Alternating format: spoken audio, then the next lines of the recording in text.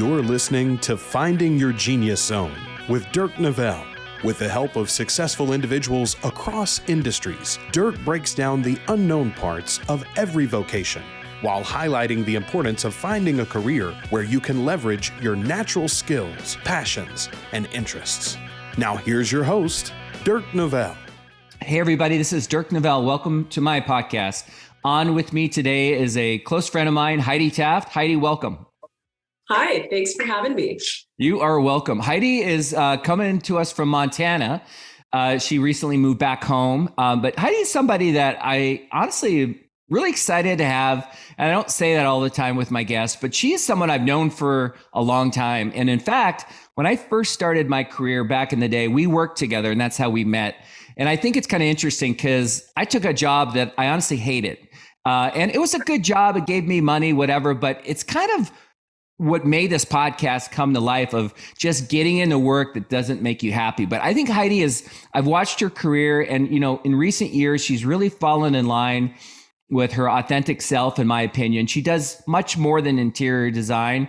She's very well-rounded, but I like where she's going in terms of being brave and kind of, being honest and in alignment with her skills and her interests. And I thought she'd be a great person to talk about interior design, but also just about life and careers. It's content that's in her wheelhouse.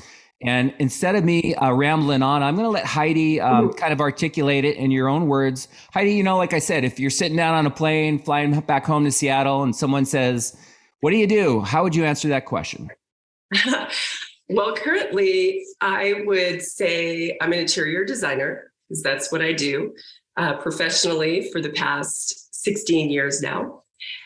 And that will elicit a variety of responses from, "Oh, you're not coming over to my house," or "Gee, I could use your help," or "Oh, that sounds fun," or whatever, right? So that's what I've been doing. And I think most people have an idea of what that means because they watch HGTV. So they've seen Joanna Gaines or other people design houses. But I think most people don't really know exactly what it means and what you do on a regular basis, including maybe my own parents, or in-laws. But so that's how the short answer is I'm an interior designer. Okay. And the longer answer is I'm a solopreneur and I do a lot of other things on the side as well. And you're a mom, you got a great husband. And the cool thing too, that I think is interesting, and we'll get into this, but your background is not too far off from mine in terms of technology. So we're going to talk a little bit about that, and we're going to get deep on interior design, like behind the scenes kind of stuff that people probably don't know about. So just walk me back real quick. You went to Pepperdine, correct? Correct. Which is not an easy school to get into. It's a great school. Do you recall like the thoughts in your head back when you were in high school in Montana or Pepperdine, thinking about like how you're going to take over the world? Like, do you remember what it is you wanted to do back then? I do. And I think, the beauty of the naivete of youth is you think you can do anything, which is great because before the world starts telling you otherwise, it's wonderful, I think, to have those aspirations.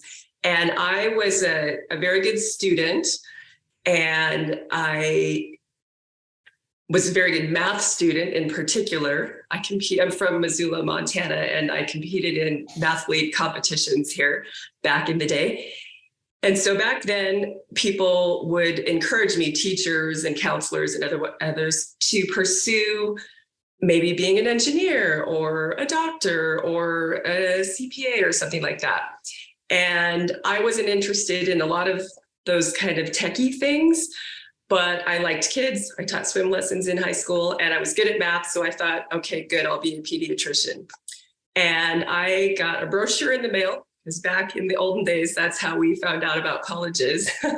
And I got the one from Pepperdine, and it was in Malibu and overlooked the beach. And I like summer. I grew up eventually outside of Missoula at a lake town. And so I like water and beaches and things, and decided that's where I would go. And that's a whole other story, but that all worked out. And that's where I went, started out pre-med, and took an elective class in advertising to just explore some things. And I always knew I was creative. I've always been creative. And I loved it. I loved creating ad campaigns and all of that. And I switched majors.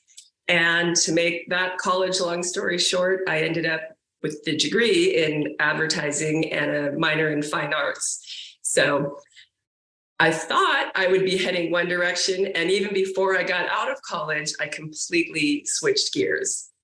So, when you're talking, like sometimes like, I think we're going to go a direction, but like you said something about all these voices. And I think for the audience that's watching and listening right now, there's a lot of voices in your head, a lot of opinions on what you should and shouldn't do.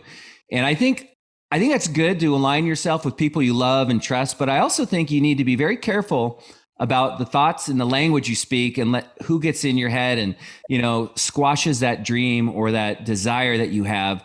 And I'm not saying that happened to you, but I just think back about all the people that told me subconsciously and just in my face what I should do. But so you got out of Pepperdine. We'll fast forward through kind of the 15 or 20 years so we can focus more on what you do because people are tuning in to learn about interior design. But I met Heidi. We both had a job with AT&T selling long distance to medium-sized businesses, which is really exciting. Sounds boring, but it's probably one of the greatest joys I've had. I'm kidding. But, it was a good gig. We learned a lot, but, so you kind of stayed with the corporate world for a while. I don't know, was it 15 years, 16 years or longer?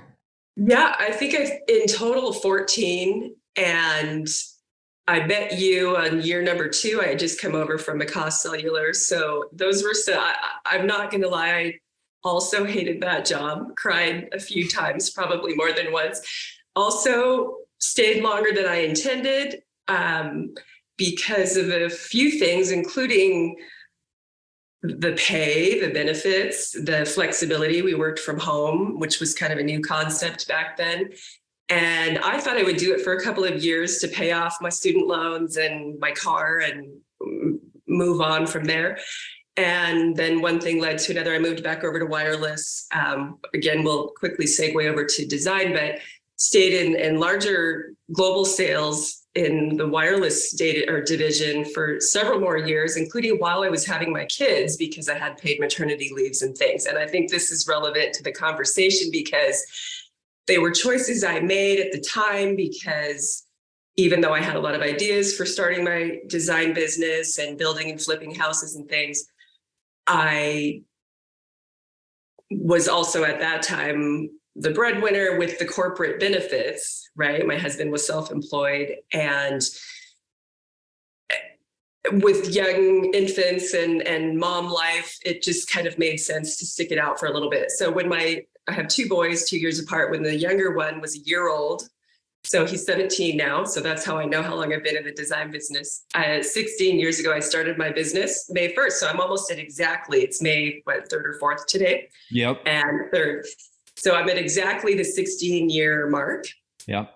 And I made that decision because it was always in the back of my mind. And I heard for many years, speaking of voices in your head, and I think everybody has that. We have parents who mean well, so they want us to be safe and okay and have health insurance and all those things. So I think, and teachers mean well, and I know you've had some of your former teachers on your podcast. These are appropriate voices to listen to, and it doesn't mean we completely follow the advice exactly. And I think this is where anybody, younger or older, needs to use discernment in setting their own intentions and their own goals. Because while something's a perfect idea for someone else, it might not be the right path for yourself. So anyway, I had made the decision, knowing all along I wanted to be a mom, and I still wanted to make money, and then eventually wanted to pursue something with more creativity and more flexibility. I set a few things in motion so that when my younger son was a year old, I could quit my corporate job and start my business. Insert right in there, we're talking 2007, the great financial crisis happened, right when I was buying and flipping another house. starting a business, and my husband was self-employed. So I think that's relevant too, in that we can't control all the variables, and there's never a perfect time to do anything. Mm-hmm. And I'm a planner, so I thought I was teeing this up perfectly. And turns out that's not really the way the world works. And at the same time, I don't regret that decision.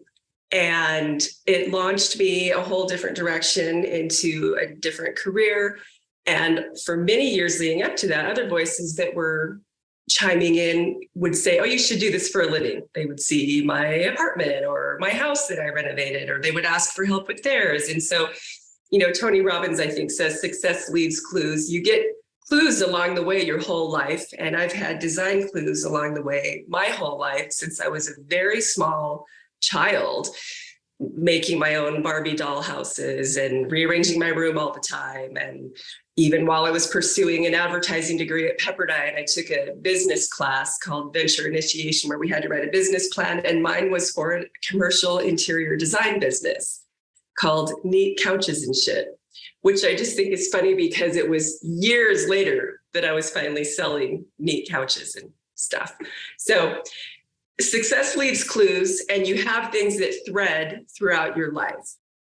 That being said, I would like to also point out that I think it's okay to reserve certain things as hobbies and not always expect to get paid for your hobbies.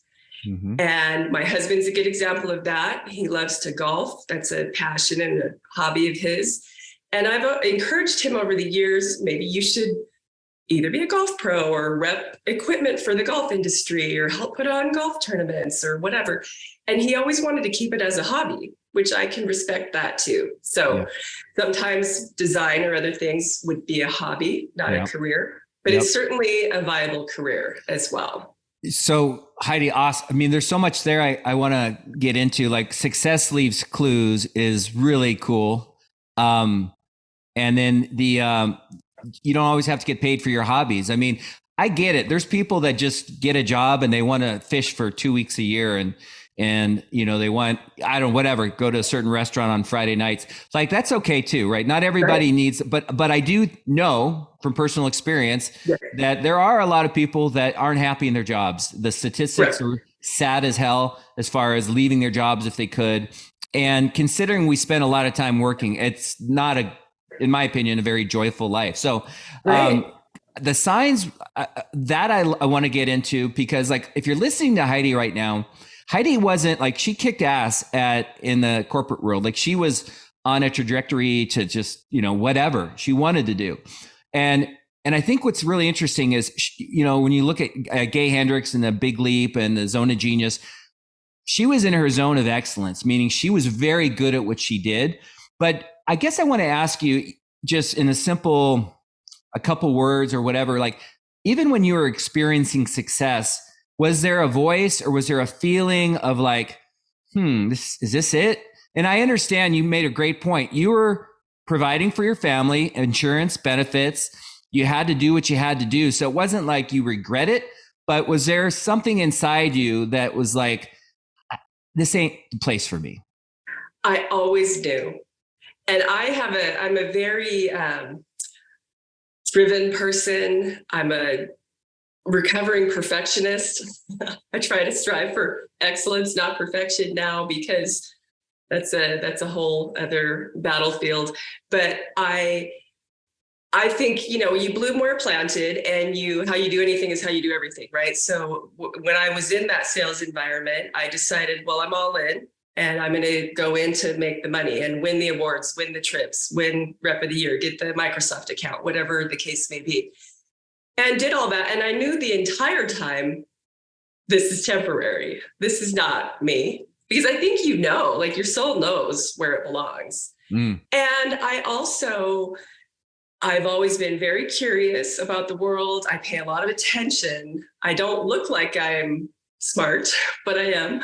And I take a lot of notes. I take very, very good notes in my head about people and energy. And I observed the corporate environment, and I knew I could have pursued that.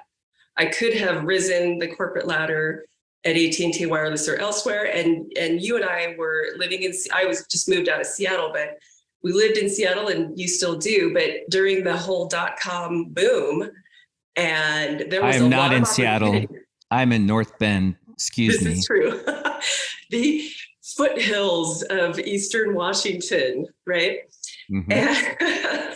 And there were people recruiting all of us out of the tech jobs and the sales jobs and things. And there was a lot of opportunity in the late 90s coming into that whole boom, right? So it wasn't that I wasn't aware of that. I was aware of that.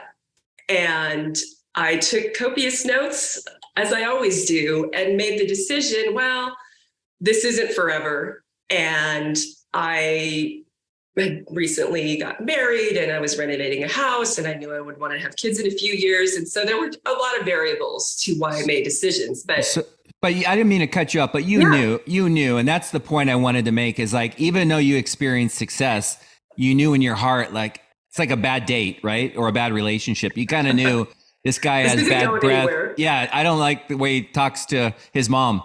This ain't going to be, my life partner. And by the way, we always joke, there was this thing called NIBR, and every friggin' technology company has these acronyms. And NIBR, it just sounds like, there's a lot of words that sound that way. Net income build revenue. And that's all they gave a shit about every month is, what's your NIBR? And and I remember one day I had some good months, and I got introduced to one of the head guys from corporate. It was like this luncheon, and someone said, you got to meet Dirk.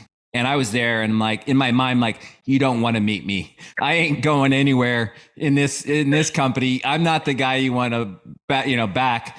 But I knew in my heart too, like, I could sell. I like people like me. I'm honest.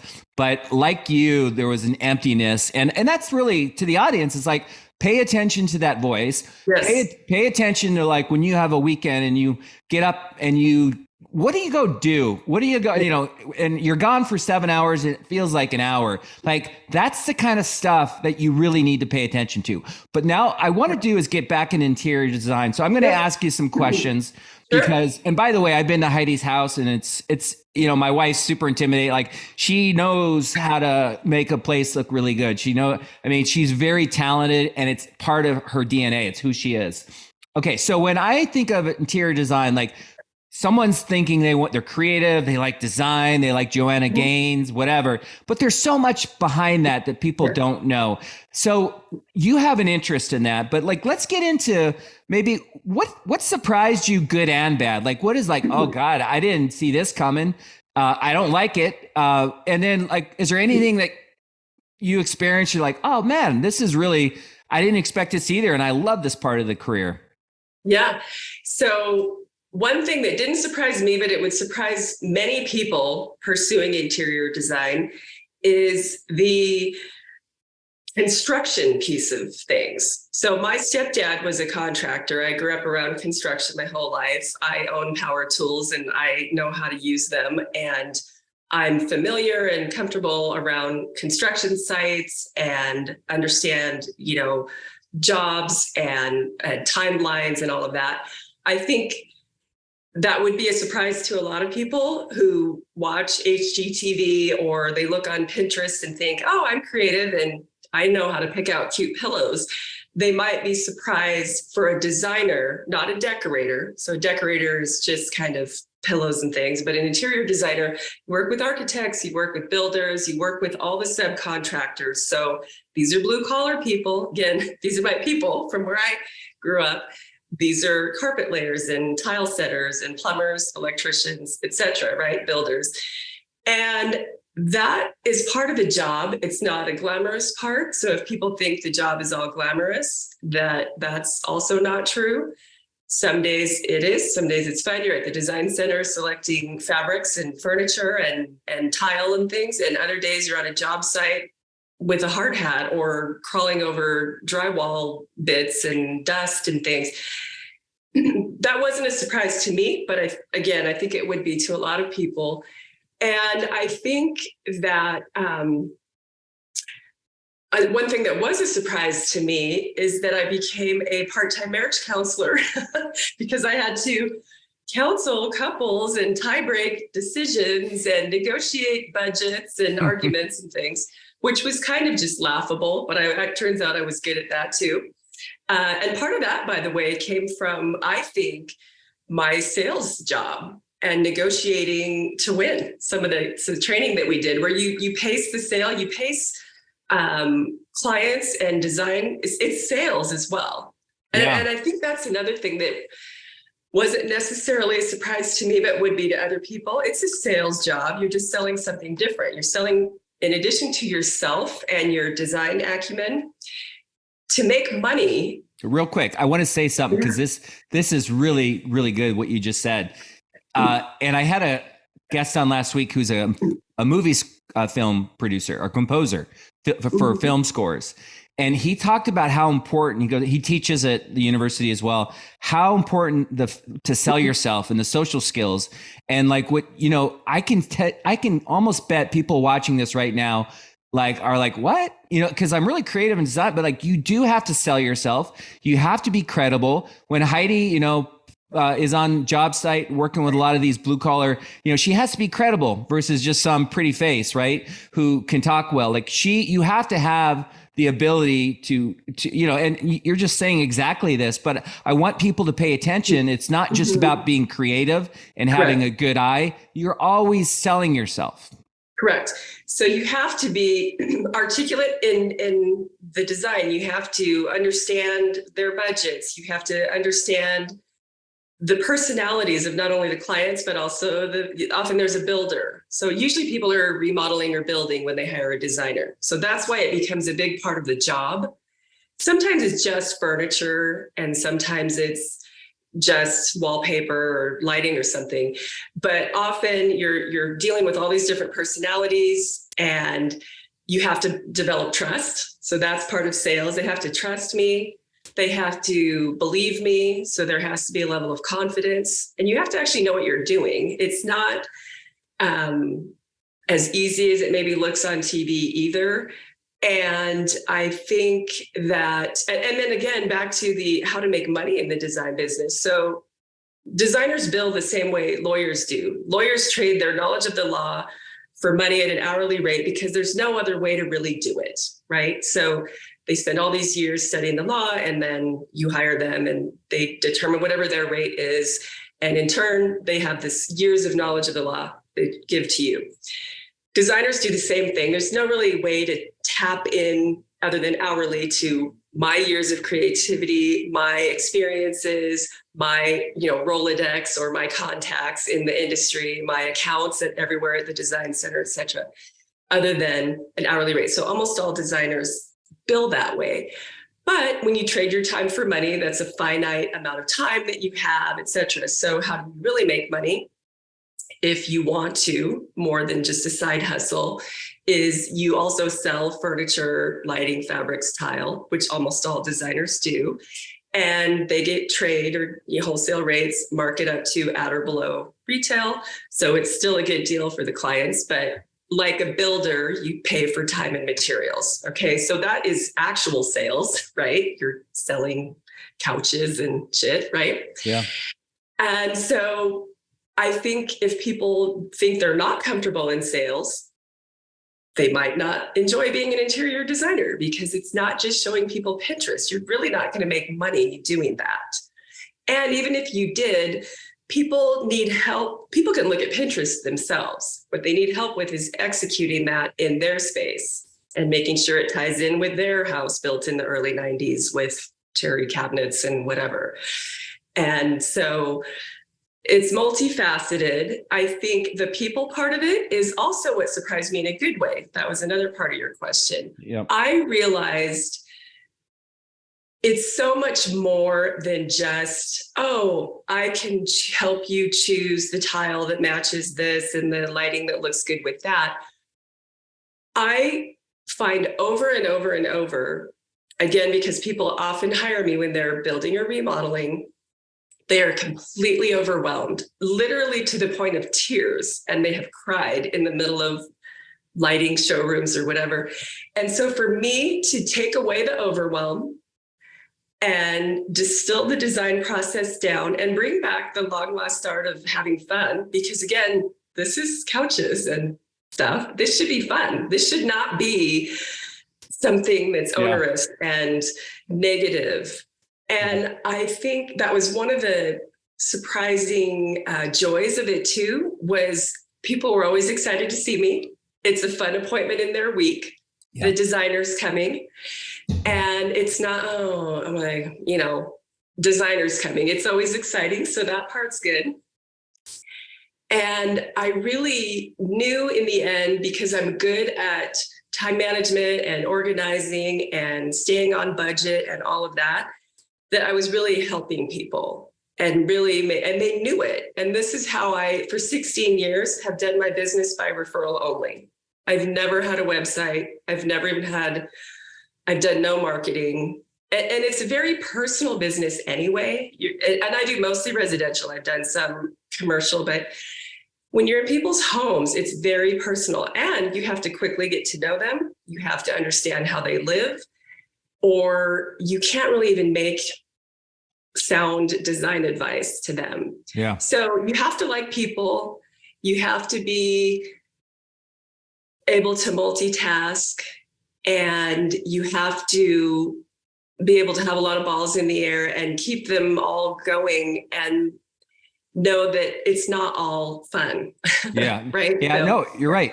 Well, give me one thing though, and I know you want to be, well, you're not politically correct, nor am I, but you want to give me one thing there. Like, I'll tell you, for example, one thing in my business is the lack of loyalty. I'm in a real estate lending, and sometimes it's a very commodity. What's your rate? What's your fee? And I'm sorry, I can go to Rocket Mortgage, save $500. See you later. I can't stand that, and as you get older, it gets harder. What is something that just drives you crazy? Maybe there's nothing. I don't want you to make anything up, but is there something? Yes. I think what drives me the most crazy, well, two things. One is clients who are resistant. It hardly ever happened to me, because I was always referred in. So I came vetted by someone to this client, any client. But when they were so resistant to any of my input or ideas, I would think, why'd you even hire me? Just do it yourself then, in my head, right? Kind of thing. I'm very collaborative. So I don't come in and just plow down and tell you exactly what you have to do. That is absolutely not how I operate.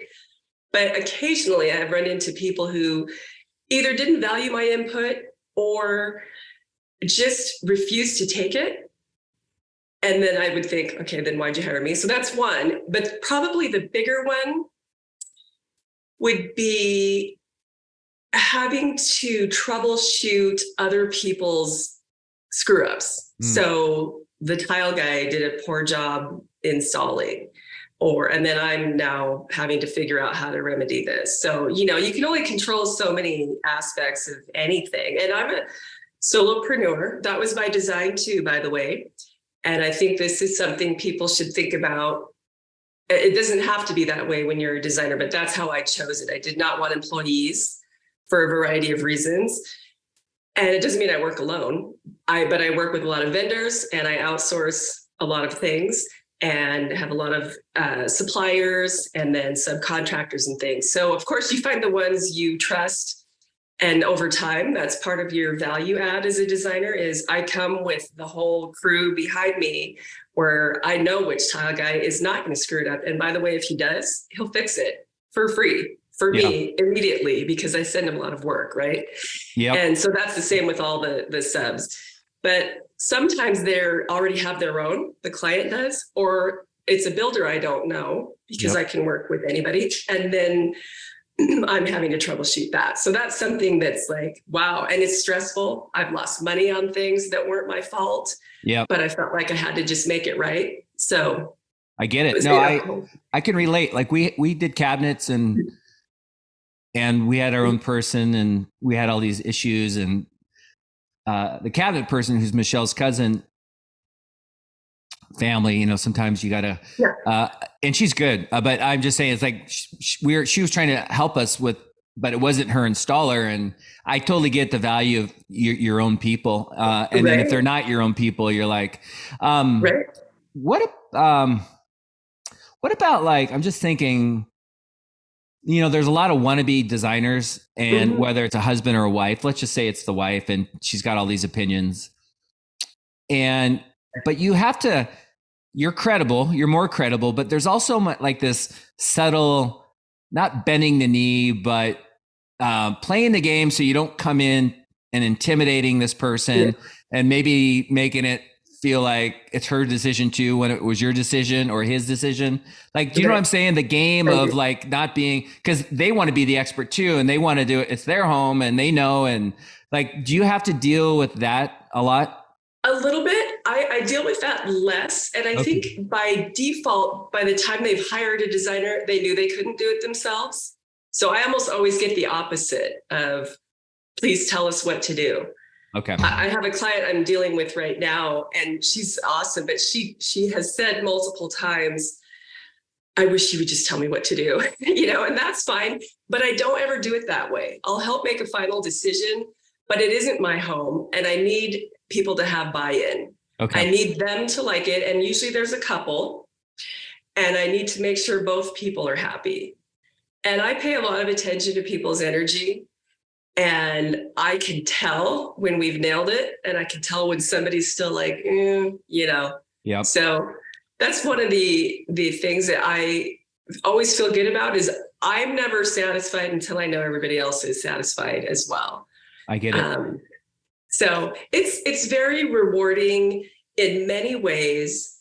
And for me, the funny thing is, I've been doing it 16 years. I've always considered it a mom's side hustle. And I kind of pursue it that way, although some years I've been very busy with up to like 15 projects at a time. So, sometimes it's like a full-time side hustle, because I thought I would make more money flipping houses and kind of do this on the side. And I have flipped a couple. That's a whole other stressful thing. I know you've done that as well and developed some things. I've done new construction. I've done remodels myself, and a lot of variables there. Yep. Also not as fun as it sounds to most people who watch it on TV. And anyway, and I think that in the middle of my design career, I should mention too, I worked for another designer. I was still freelance doing my own stuff on the side. And in that time frame, in that 4 years, I had built and flipped a house with a builder friend of mine. But I worked for another designer and helped do some marketing, and then helped manage some of his projects as well. And that's when I learned more about the furniture and fabric side of things and the design center and all of that, which is just a whole other element of the design world. And it was interesting and fun to see the way he did things. And then I do things a little bit differently. There are a lot of very good designers in Seattle and everywhere. And I think it's such a personal job that, again, you will attract in the clients that resonate with not only your design acumen, but your energy and just kind of the way you do business. Yeah, let me do this. I want to make sure, because there's some, as we wind down, we've got I'd say 15 more minutes. But one of the things that's coming up in my head right now is, okay, so someone's watching you, Heidi. And by the way, I think you look smart. I don't know where that comes from. But I also was a natural helper in high school, so I can work with you on better language. Great. I'm kidding. You are smart. You've been one of the smartest people I know. So someone's coming out and they're jacked up, excited, like this is it. You have life experience. You have these contacts. You have whatever. You turned it into a business. What about someone that's young? Like, what is your advice to go work for a design company or hook up with an established, credible designer? Like, how does somebody that's brand new get into the business? Yes. Well, I don't know, because I didn't do it that way, but I've had a few different friends take me to lunch with their niece or their daughter or their friend's daughter and ask this exact thing. And they'd ask if they could shadow me or whatever. I had a home office because I didn't need an office and because I have no employees, right? And I lived in West Seattle, which is when we had a bridge, it was 10 minutes from the design center. And so I didn't need to keep a lot of samples at home. I could quickly grab anything I needed. So it didn't really work to shadow me. But what I told those people was I would recommend that they do either intern or work with another designer or a firm, like a design firm that has multiple employees, or an architect firm that has a design arm to it, and really see what the inside workings of the business are, because that's the reality. Now, how do they get that? Obviously, an internship is one thing because maybe that's unpaid. So if you have no experience, I don't have a degree in interior design because I was pursuing other things, as we mentioned earlier. And I came to it sort of circuitously, but that's how it worked for me. And I was older and started with my own friends and then referrals out from there. But there are degrees in interior design people could get, and then they probably could get placed at firms and things out of there. There's the Art Institute in Seattle has a design degree, and I think Bellevue College has one as well. So I don't think you have to have a 4-year university degree. Well, I know you don't have to have it to do that. And I would think if you were a young person interested in it, the best thing I think is to shadow, whether it's a designer or a firm. Okay. Because otherwise they'll have no idea other than what they've seen on TV. And you probably need to correct me if I'm wrong, but like anything, you can't jump to the front of the line and start designing, $1 million homes on Lake Washington in Anatai or Bellevue or Hunts Point. You have to probably start, and maybe do some stuff that's not so exciting, is my guess. And then, eventually it leads you to bigger and brighter things. I don't know how it would work any other way. I really don't. I mean, that's just sort of the order of business in life. And that being said, it doesn't mean you can't leapfrog into things. And as a, part-time stay-at-home mom with a side hustle, I ended up working on some amazing projects. I would have to sometimes step back and go, oh, I'm doing this. And I'm picking my kid up from kindergarten in a few minutes. And then I'm going to go do this for a well-known person or a high-end home that was on the water or whatever. And so it doesn't mean that you have to work for a large firm to even have those kinds of jobs. But I can imagine you don't come right out of the gates getting those jobs in probably any industry, I'm assuming. That happened for me when I modeled. I kind of went right to success. You went straight to Zoolander and... Yeah, the catwalk. But that I was rare, though. The skill sets that I had that's a whole different podcast. But I will say, okay, so in every profession career, there are things that like for me, when I was selling nibber with you at AT&T playing volleyball because we didn't have a territory or we chose not to enter a territory. I wasn't I didn't know, the hard part, the dance with this, Heidi, is sometimes you have to live life. Just like you have to date guys, gals, whatever, to see what you like. I didn't know freedom was huge for me. And I didn't know that at that age. I thought I wanted to travel, but as I got older and had kids, I didn't want to miss a birthday. I wanted to coach just like your husband. I mean, there's things I didn't want to be away from my family. I didn't realize how important that was when I was younger. But so I'm trying to expedite this awareness in young adults and try to get them to think like this if possible. But for you in interior design, what are 2 things just that are non-negotiable, crucial that you get? For me, it's freedom. I don't like politics. I don't really have a boss. I'm not capped on my income.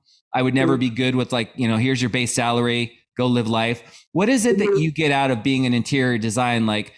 So if someone's wondering, is there flexibility? Can I go do this in Montana? Can I go do this from Costa Rica? Can I, do I have to bend the knee and, play the game of politics? Or what are the things that are really important to you that you get out of interior design? Well, as an entrepreneur and a solopreneur for that matter, as I've already mentioned, the flexibility is huge for me. That's an absolute non-negotiable. There's not an amount of money somebody could have paid me the years I've been raising my kids to be gone 80 hours a week or whatever that looks like. So flexibility, yes.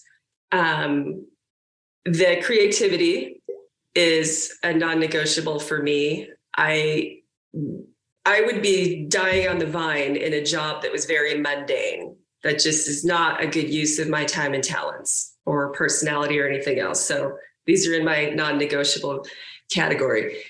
And then I didn't want employees for a variety of reasons. Turns out managing other people is not my area of excellence or interest.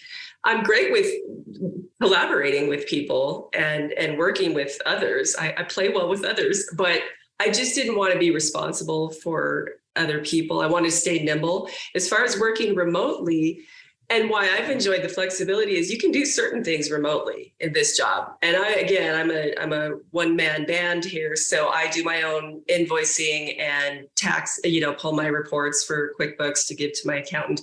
I do my own purchase orders. I do all of my own design work, which was the benefit of people hiring me. They actually got me, not my staff, because I do all the things. So I could do all of that remotely from a laptop or whatever, but it's definitely a tangible hands-on job. So you can't do it all from Costa Rica and then design someone's home in Seattle. I mean, maybe you could, but I'm very hands-on and I need to feel the energy of the space. I need the spatial awareness of the layout and all that. So you kind of do have to be like, I'll be starting over in Montana. I just moved here almost 6 months ago. And I can do certain things remotely. I'm wrapping up some jobs in Seattle that we were far enough along. We could Zoom call the last of selecting things for some remodels. But I'd already been on site multiple times. I already had measurements. I already knew the clients. It was like 3 projects in.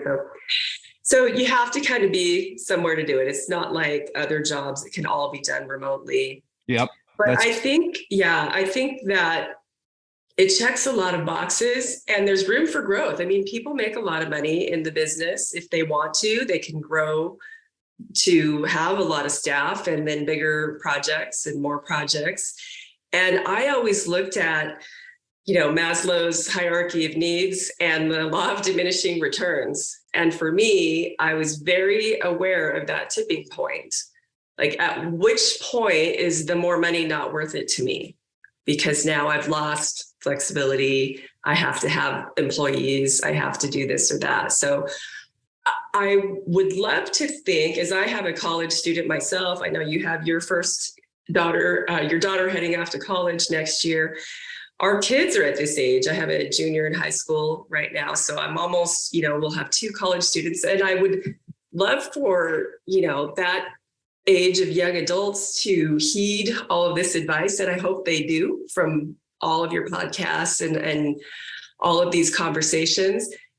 And I do think that when the student is ready, the teacher appears. So when is that? Don't know. Is it a 40-year-old, a 50-year-old, or are they 18? Right? When the student is ready, the teacher will appear. You can put the information out there. You can do these podcasts. They can have the conversations. And if they're ready to hear that information, great. But I think the sooner anybody can start visualizing exactly how they want their life to look, and that includes the things you said, flexibility, not having a cap on my income, not, being able to work remotely if I want to, or whatever the case may be. Where do I live geographically? What kind of climate? Am I close to family? Am I not close to family? Do I live in a city? Do I live in a small town? Do I have a significant other, a spouse? Do I have a family? How many kids? What does that look like? Yeah. And it doesn't mean I didn't have kids until my late 30s. So it doesn't mean you're doing it right away. It just means you should have a vision of what that will look like at some point, because that will funnel a lot of decisions in a certain direction with some flexibility, obviously. But you start making different choices about everything, about who you date, who you marry, where you live, the kind of careers you choose. And another thing I would say too, because it's difficult, I think, to know succinctly at age 18 or 19, 20, 22, exactly what you want to do because you haven't experienced very much yet. Even if you think you have, turns out you really haven't. And you thought you might have liked something and then you didn't like something about it. But people always say, well, life is short, and that is true. But I always say life is long. You have time to have a couple different careers. So Hopefully. Don't sweat it. If you picked the wrong one out of the gates and you realized, gee, I don't like selling nibber, it turns out I probably should be used my time and talents for something else. But I don't regret any of that because, again, that pushed me way out of my comfort zone. It made everything else seem easier, negotiating with vendors and other things later. Doing large contracts for global accounts made small negotiations seem easier later. Doing things I didn't want to do because that's just life as well. And I don't know who said, but I often repeat, your dreams are on the other side of your grit. So you better have some grit because it won't all be easy. Even jobs that seem fun, like interior design, they're not always fun. Yeah. And you need to have some grit that you build along the way. Yeah. Dreams are on the other side of grit. Is that what you said? Mm-hmm. I love that. I have one last question before we end this, but I want to say I ask any last minute advice, but you've given so much great advice. The thing, and maybe you can help me answer this one, because, it's taken me years, like in my recent years, to kind of learn the value of getting out of your head and in your heart. And that might sound a little weird or woo woo, but like just really trying to define authentic success for me, which for many years was my dad, who was very all about the money and how you looked in society. As a so meditation, we have a farm. I coach sports. I not now that my kids are older, but there's things that when I do, I'm very present. I love music. Whatever. So what I would say to someone that's younger, and I want to get your take on this as well, is okay. So now you don't have the life experience, and maybe you don't know what the hell you want to do, which is fine. Take action. Just do something, but try to pay attention to what lights your fire, energizes you. Even if I had a guest whose son was really into roller coasters.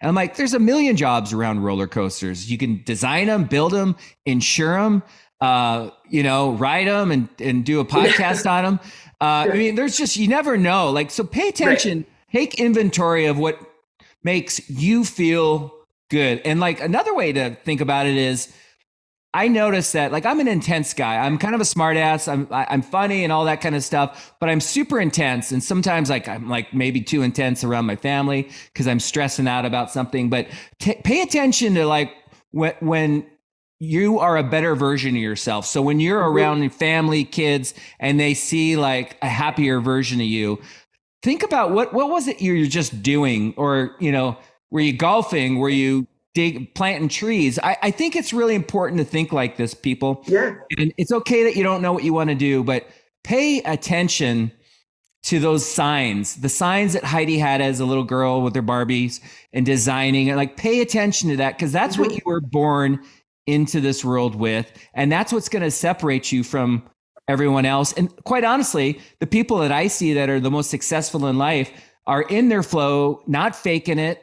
They're doing what they were naturally gifted to do, and you can't fake it. And that right there allows them to kind of, separate themselves from the pack, in my opinion, whether that's money or being happy or whatever. Okay. So my last question, because you've given great advice. I did ask you to, I guess on that topic, would you say, because I don't think kids are trained, or maybe their parents aren't like this, but any quick advice that you'd give to somebody at that age group that doesn't even think like that, maybe doesn't feel safe, or maybe they were never trained to think like that. What would you say to your kid who's, at Montana, Mom, I don't know what the heck I want to do? Would you, and again, we have 2 minutes left. So yeah, I think that getting still and paying attention to that in any way, whether you do it while you're skiing, meditating, walking, swimming, whatever, golfing, get in a state of stillness to understand. Pay attention to the yeses, which is what you just said, kind of what lights your fire, like what are you good at, what do you really enjoy? But the no's are just as good as a yes. And this was an axiom in sales as well. Like a no early is great because I stopped wasting my time with said client, but the no's in life are just as good too. What do you really not enjoy? Pay attention to those, get those over into the no category. Pay attention to the yeses, get them into the yes category. Some will be hobbies. Some you might pursue as a career. That's okay. And try to steer clear of the no's. And if you're paying attention at all of it will resonate. You'll understand all of that very clearly because it's unique to each person. And I already know with my own kids, I know what some of the no's are and some of the yeses are because I'm their mother and they know those too, but only they will be able to answer for themselves ultimately. I love that. You're very wise in the content that I'm trying to excel in. I mean, this is your wheelhouse. Like you have a life of experience that's given you a lot of thought or knowledge and wisdom, I believe. So I love it. I mean, you could go on and on from Heidi and she could tell you a lot. Okay. So here's the question I ask everybody, kind of a random one, but you can't do design. You can't do anything you're doing now. What's that dream job? Like the kind of one that you might be embarrassed to tell somebody. Like mine would be to write music for movie scores. I think I would love to do that. But I don't have any music talent. I have talent of knowing that this music's really good, but that's it. Is there a dream job, Candyland, Fantasyland, that like if you could do anything? I mean, anything. Yeah, what is it? I would like to, and I think I will do it. I don't think it's a Candyland idea, but I would love to host retreats. I've had the idea for a long time, and there'll be designer-y retreats as well. There'll be a variety of things. I love to travel, so some will be remote. Montana was always a location. Now I live here, so some will be here. I love sort of the mindfulness concepts of life and money mindset and life visioning. So I'm a yogi for many years too. So there'd be some, in the Montana version, there'd be horses involved and good food, good wine, a lot of meetings of the mind and out in nature. I love France. So some of them will be in France and elsewhere. And I know I can do that. So that's just be me, pumping the brakes while I'm getting my kids out of high school. And then I'll start pursuing the next thing. But sign us up. Definitely. I'm not wearing a mask though, but sign me up. Okay. Well, you can wear your spandex. All right. You don't need to wear the mask. I will. I just need a little more nibber so I can afford it because I know it's going to be expensive. Heidi, you're awesome. I've loved getting to know you, and I loved working with you back in the day. And you threw a lot of great stuff. So I appreciate you taking the time to come on. Thanks for having me. It was so fun talking to you, and we'll talk again soon. All right. Thank you. Thanks, Dirk.